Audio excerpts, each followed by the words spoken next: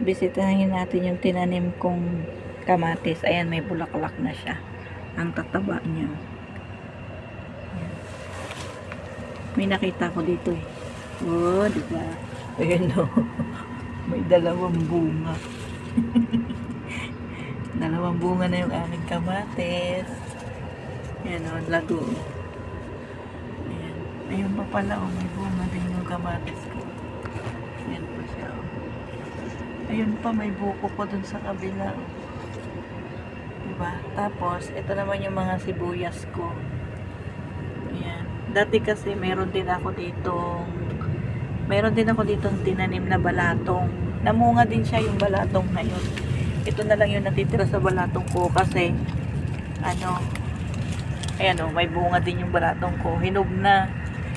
Natabunan na yung balatong ng sibuyas at saka kamatis. Ayan yung bunga niya. Balatong yan, di ba? Ang lago ng aking kamatis, no? Ang laki. Taba ng aking kamatis. Di ba ang ganda?